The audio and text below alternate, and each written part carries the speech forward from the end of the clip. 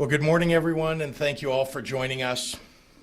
Standing with me today and sitting some in the front row here for the sake of social distancing are a broad coalition of Illinoisans representing different industries, geographies, and even political leanings. Senator Ann Gillespie, Senator Selena Villanueva, Sam Toya from the Illinois Restaurant Association, Tim Dre from the Illinois AFL-CIO, Kathy Griffin from the Illinois Education Association, Dan Montgomery from the Illinois Federation of Teachers, Don Villar from the Chicago Federation of Labor, Sheila Chalmers-Curran, Matson Village President, and Brian Erbyshevsky from the Respiratory Health Association and Open Safe Illinois, a coalition of health, labor, aging, and public interest organizations. Did I get everybody? I want to make sure I've called out everybody. Thank you. The people joining are not always drawn together with common purpose, but there are some causes that are fundamentally right. And those causes draw people together from all walks of life, and keeping our people healthy and safe is one of those causes. As I've visited with and listened to mayors and health departments and people all across our state, it's clear that there is still an even greater need to get people to wear masks, especially to protect frontline workers, whether they're at the front of the store asking you to put on your mask, or whether they're responding to 911 calls to save those in distress. As you know, not only have I traveled the state encouraging people to wear face masks, but we've launched a public awareness campaign designed to change the behavior of those who haven't yet started wearing face coverings. I issued our state's mask mandate 3 months ago on May 1st. Our actions today build on that work.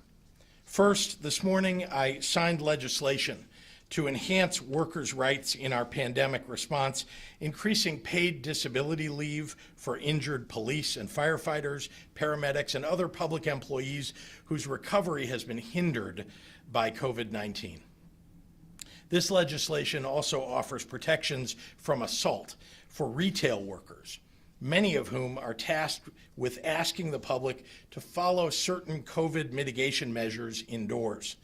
In many ways, these workers are now serving at the forefront of public health mitigation efforts in encouraging social distancing and the use of face coverings. It's in that same vein that the Illinois Department of Public Health is today submitting new emergency rules to assist law enforcement, local boards of health, health authorities, state's attorneys, and the general public in enforcing the use of face coverings and social gathering restrictions. These rules are a common sense way to enforce mask requirements without jumping immediately to the extremely tough consequences that exist on the books today. They'll give local authorities a step-by-step guide on how to enforce masks and distancing, and an opportunity to help businesses act in good faith. The first step in the proposed rule is educating businesses on compliance. The next step is a warning. And the last step, after these repeated attempts to urge compliance, is a fine. Otherwise, many local officials are only left with the stringent and severe enforcement mechanisms available statewide today. The existing enforcement options prior to this proposed rule go immediately to license revocation in the blink of an eye. This new rule provides multiple opportunities for compliance before any penalty is issued. And by focusing on targeted fines as part of a misdemeanor, these rules for scaled penalties that are significantly less harmful to businesses than those currently available for enforcement are the right direction. The majority of states, from our Midwest colleagues like Ohio and Wisconsin to Republican led states like Georgia and Florida — Ohio is also Republican-led, I should add — have similar enforcement in place. And to be clear, the mitigations that require enforcement haven't changed. There has been a face covering mandate in Illinois since May 1st, one of the earliest in the nation. And over the last several months, a flood of states led by Republicans and Democrats have followed suit. The gathering limits in Illinois under Phase 4 currently apply to every region of Illinois. 50 people or gatherings of 50% of a building's maximum occupancy as locally determined. Schools must limit the number of people in one space to 50 or less. This new rule is focused on businesses, organizations, schools, and childcare facilities. Individuals are not subject to any penalty under this rule, but are nevertheless required to wear masks in public. Let me repeat that. This rule does not deliver penalties to any individual private citizen because of noncompliance. It is, nevertheless, their obligation under the law. The vast majority of Illinoisans have made the responsible and compassionate decision to wear a face covering when out and about, and we're going to continue to rely on the public for enforcement on this level. Finally, these policy changes clarify the authority of IDPH and local health authorities to seek cooperation with businesses in COVID-19 related investigations. Illinois has made substantial progress in our fight against COVID-19 because the vast majority of communities and business owners have done the right thing and followed the public health guidance. These rules will help ensure that the minority of people who refuse to act responsibly won't take our state backward. I ask that members of the General Assembly who serve on JCAR move forward expeditiously and give local health departments, law enforcement, and communities the tools they need that are proven to stop the spread of COVID-19. Since the earliest days of our pandemic response, Illinois has been consistent in its mission, prioritizing the well-being of our people. Things are hard right now. I get that. And the people standing here with me today get that. But when it's hard, especially when it's hard, we have to make sure that Illinois supports all the people who call this state home. And when we prioritize our first responders and our workforce, when we put public health above politics, when we choose to keep our neighbors and our loved ones safe and our businesses open, that's what it means to be all in Illinois. Thank you, and now I'd like to turn it over to a great leader in Springfield, Senator Gillespie. Senator, there you are. Thank you, Governor, and I'd like to thank my colleagues in the General Assembly for our work this session in protecting our frontline workers. We brought together numerous groups to the table focusing on protecting frontline workers from the risks that they are taking on our behalf. And this legislation is critical to ensuring their safety, protecting them and their families. So I thank you again for supporting that. You know, our numbers are trending upward in the state again, and no one wants to go backwards, and we're all tired. But this is a serious illness, and we all have to be serious about doing what we can to reduce the spread. With simple actions, wearing a face covering, maintaining social distancing, limiting the numbers of people at gatherings, we all can save lives and protect those frontline workers at the same time. Do it for those around you. Do it for healthcare workers. Do it for all our essential workers. Do it for your friends and family, your neighbors. Just do it. Thank you. And with that, I'd like to invite Kathy Griffin now.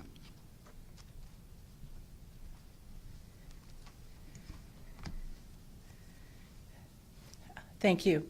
I am a public school teacher. I taught for school in Schaumburg School District 54 for 30 years. I am now the president of the Illinois Education Association. There isn't anything we want more than to be with our students in school, but we want to make sure that that is done safely. We know that in-person learning is best for our students. However, each school district must develop a practical, enforceable safety plan that follows the guidance from the AAP, the CDC, the IDPH, and the ISBE, as well as paying attention to COVID data and positive cases in your community. These guidelines are quite simple. Everyone needs to wear a face covering, maintain social distancing, wash your hands. Temperatures should be checked of your children before they go to school. Develop cleaning and sanitizing procedures, along with the correct materials to clean and sanitize our schools. and make sure that everybody has appropriate PPE. The PPE for our cooks, for our custodians, our nurses, and those staff who are working with children with special needs, as well as some of those children, needs to be different than that of classroom teachers. If a school is not able to implement and follow, support, and enforce these guidelines, you should begin remotely for the safety of our children. This is not how we wanted to begin teaching with our kids this year.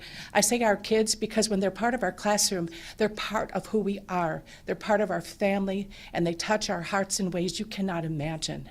Their successes we celebrate. When they have struggles, we help them. We want to be with our kids, but we have to do so in a safe manner. I ask you, please, wear a face covering, maintain social distancing, do the right thing for your family, for your neighbors, for your community, and most of all, for the over 2 million students in the state of Illinois. Thank you. I would now like to introduce my colleague and friend, Dan Montgomery, President of the Illinois Federation of Teachers.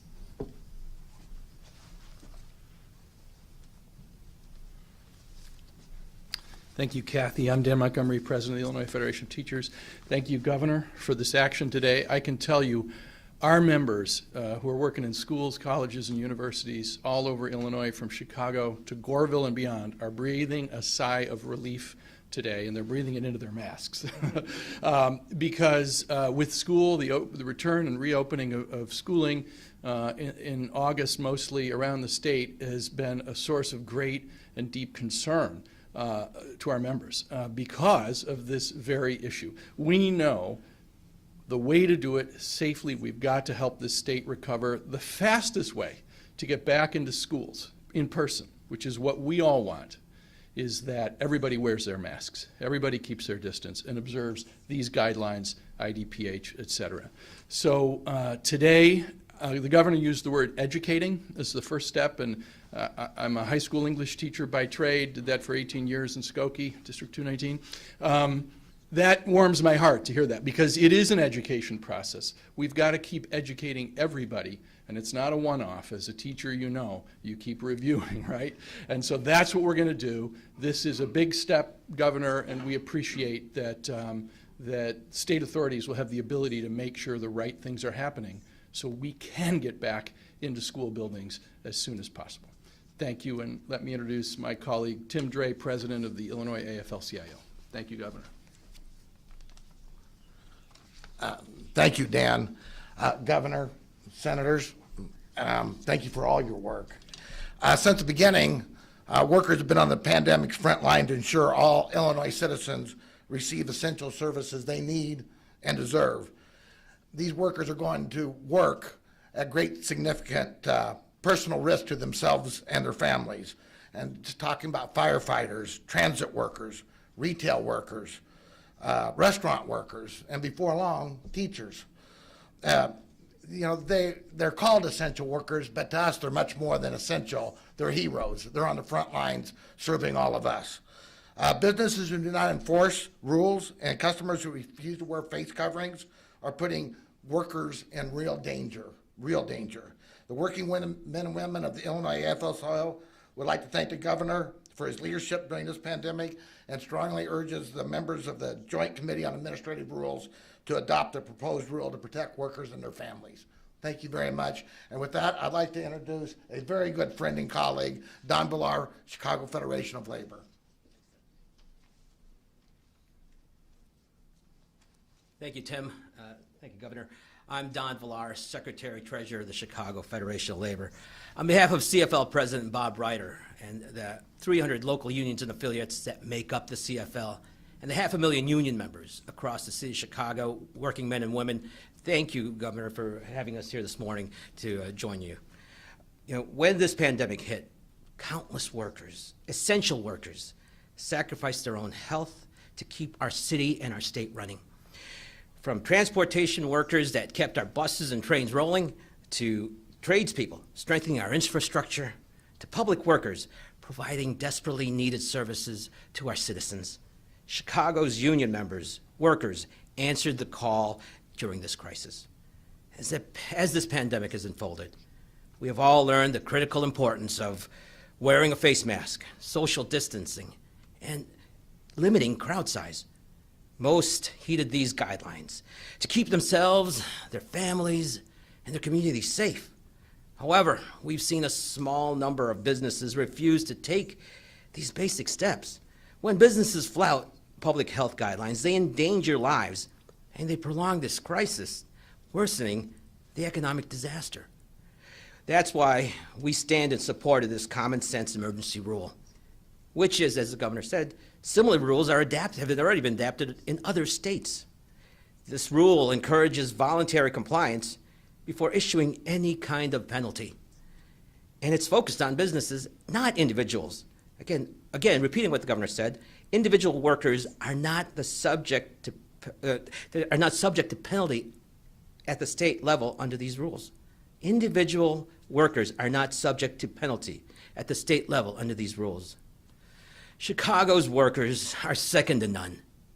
They've sacrificed their health, safety, and livelihoods during this pandemic, including some who have died from this disease. We cannot let those sacrifices be in vain, and we must end this crisis as quickly as possible. Please follow the public health requirements, mask up, so we can all stay safe and we can put this pandemic behind us. Thank you. And now I'd like to introduce Sam Toya with the Illinois Restaurant Association.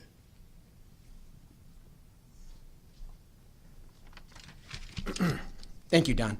And good morning, everyone. Again, I'm Sam Toy with the Illinois Restaurant Association. The governor's order today is a further step to drive home the fact extra safety precautions and face coverings are necessary for everyone during this critical time. If we want to stay on a steady path and keep our progress with reopening, it's up to every individual to work collectively towards a common goal. It's not one group, one industry, one region. We all need to be rowing the same way. For restaurants and bars, the safety and welfare of our team members and guests is the top priority of all of this. The restaurant industry is already extremely health focused, and that has been in hyper drive throughout this pandemic. Face covering, social distancing, sanitizing, PPE, and more are absolutely crucial to keep both our team members and guests safe. Again, keeping our team members and guests safe. It's simple. If you choose not to adhere to public safety guidelines or house rules at businesses, your favorite restaurant, shops, bars, salons, hardware stores, and more will pay the price. Help us so we can serve you. The stakes are too high, as it would be catastrophic to shut down our economy once again. It would be the death of the hospitality industry here in the state of Illinois. We all need to listen to the advice of scientists and doctors to follow the rules, be smart, and keep Illinois open. As we say at the Illinois Restaurant Association, covered faces keep open places. Now, I'd like to invite the governor up for Q&A. Thank you. Thank you, Sam. Thank you all, and I do want to, Senator Villanueva didn't get a chance to get up and speak today. We didn't want the program to go much longer, but I do want to recognize her again, and of course Senator Gillespie for their leadership in the General Assembly on issues of keeping our workers in particular safe and healthy. So, yeah, right over here, and then I'll get you.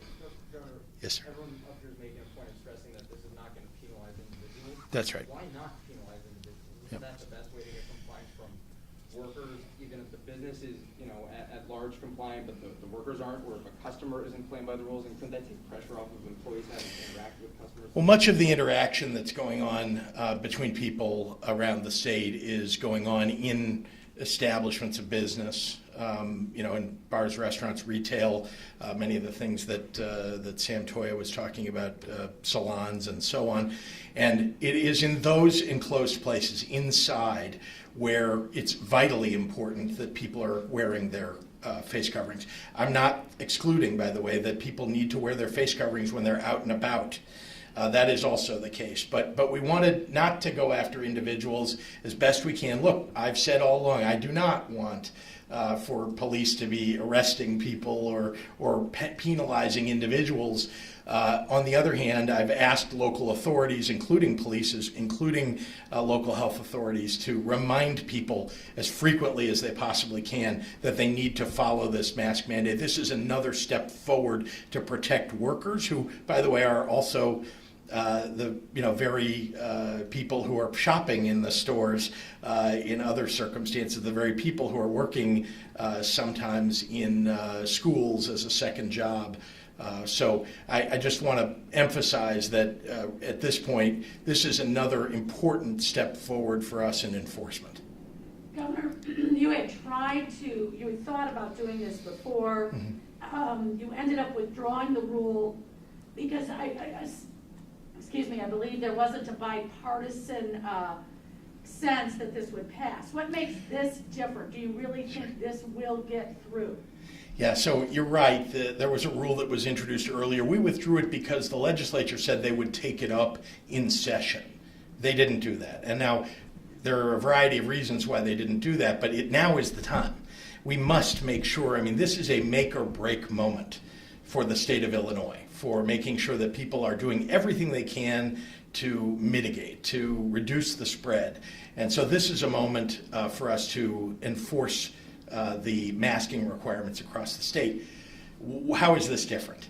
What's different about this rule is it focuses on warnings and then a fine. What's available to us in the law is only essentially a misdemeanor immediately as a solution to the problem.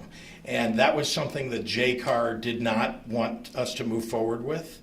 And so we made alterations. We've spoken with many members of the General Assembly, including members of JCAR. I can't tell you the political breakdown of how people will come down on whether we should wear masks or not, but I am confident that a majority of people in the state of Illinois, a vast majority, want us to have enforcement mechanisms and want us to make sure that people are wearing face coverings and following the mitigations. So, Governor, can you clarify this? Because I guess I'm not quite understanding where the enforcement is, who you're going after. So, are you if a customer comes in and does not wear a mask, but you're not going after the customer, are you then going after the business to say you're going to be fined for not? But how do they force somebody to wear the mask? Businesses are doing this now. I think you're aware that there are many businesses that have somebody who is standing outside the front door, for example, who is telling people who are coming in, you must wear a mask, reminding them that they must wear a mask, and even sometimes offering them a face covering if they don't have one of their own. And so that's been going on for some time. There are some businesses that aren't doing that. And they need to be reminded and then fined if they are not following this rule for the state of Illinois. We want to make sure that our workers are safe and also all the people who are shopping are safe, all the people who are in bars or restaurants or in other locations. We want to make sure that they're safe and healthy. And this is one way for us to make sure that businesses that have been scofflaws on this subject know that there is a real penalty at the end of the line here.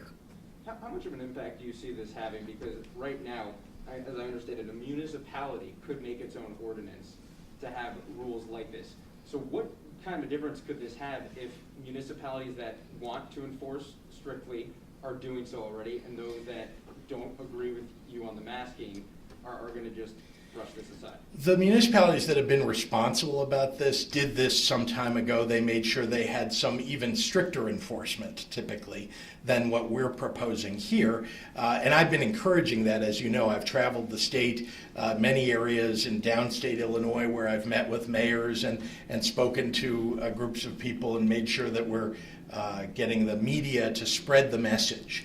And it's worked. And places like Carbondale and Springfield, Sangamon County, and so on have indeed put in place enforcement mechanisms. But we wanted to make sure that there is a minimum enforcement mechanism for every county and every municipality across the state. This is it. But a state's attorney, a sheriff, they could choose to ignore this, couldn't they? Well, a state's attorney and a sheriff can choose to ignore that you're speeding. They can choose to ignore that you're, breaking the law in some other way, I suppose. But many of them are looking for an enforcement mechanism. They may not have been granted one by their county board or by the city council, But they know that people should be wearing masks, and they want something they can rely upon. I want to say also that this is very important for schools. You know that we have a mandate for schools that when they reopen, the schools that are opening, that they must wear masks. People must wear masks. And so this gives the county public health authorities the ability to go in and consult with the schools to give them better enforcement mechanisms, or at least give them ideas about how they might make sure that schools are safer. There are some areas of the state where there are school boards that are thinking that they want to open without masks. There are parents that are encouraging school boards in some areas of the state to open without masks. That is against the rules in the state of Illinois, and we now are giving the authority to county public health boards and county public health administrators to work with schools on improving those mitigations that they should have in place. Yes? One more. Oh, I have a couple from other reporters who aren't here. Two more. Okay. One of them is about schools on sports. Chris Ty from CBS 2 is asking, to much fanfare last week, we learned that athletes in all sports will be able to play. That plan, though, has yet to be signed off by IDPH, leaving athletic directors and coaches unsure what to tell their athletes about a season starting in 72 hours. What is holding this up, and should parents asked to sign COVID liability waivers by districts be concerned to do so? Two very different questions, so let me try to address the first one first.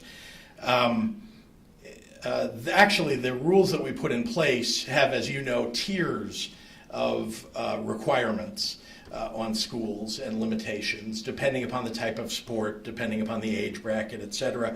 A lot of various, requirements in there that are different from sport to sport, and that allow, to a large degree, for lots of training, for conditioning, and in some sports that are social, that are distant, where people are not in close proximity to one another, they have the ability to play in tournaments with other schools. So that's all been laid out for us. I know that there are more granular decisions that are being attempted to be made by the associations representing schools or associations representing individual sports. And we're trying to work with them on a sport-by-sport basis, and whenever they submit a plan to us, working as fast as we can. It's a big state with 855 school districts and more than 4,000 schools. And so, we're going to get them the information that we can. But let me just remind you, the number one consideration here is not that kids end up playing sports. The number one consideration is that our kids and the teachers and paraprofessionals and parents are kept safe and healthy. The liability form, though, Yeah. is folks, saying. Yeah, that's something that different districts are. It's really different all across the state. I'm not making any advice on what that should be or whether school districts should do that. All right, Amy Jacobson is asking me to ask you, Alderman Michael Scott has tested positive for COVID. He was with the mayor at a press conference, touched the lectern, yet she is refusing to self-quarantine for 14 days. What message does that send? I know she got tested, and as I understand, I read that in the newspaper.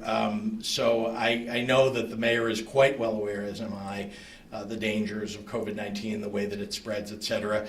I also want to just make a comment about that I reached out last night. Michael Scott is somebody that I know and think highly of, and I reached out to him. He said that he is feeling well and is currently asymptomatic. I don't think that's news to anybody, but I want to wish him well. I mean, the most important thing here is no matter what political party people belong to, I similarly yesterday wished well to the governor of Ohio, the Republican governor of Ohio, Mike DeWine, who is a friend. And look, we all ought to be thinking about everybody's safety and health when they test positive for COVID-19. I have a couple more. Reporters are asking more Greg questions. has the final one. Okay, great. Governor, I mean, when a member of your staff tested positive, you quarantined for 14 days, and yet the mayor was right there, that masks were off at some point. I mean, shouldn't she be taking more precautions to quarantine? I'm not going to advise. She has a doctor. I'm not going to make advice here about that. Look, I just want people to do the right thing and, you know, keep everybody around them safe and healthy. And of course, I want the mayor to be safe and healthy. So whatever the best advice is that she's been given, I know she will follow. Can you clarify on the Thank you. masks, who's giving the warnings? Is it the health department or the police?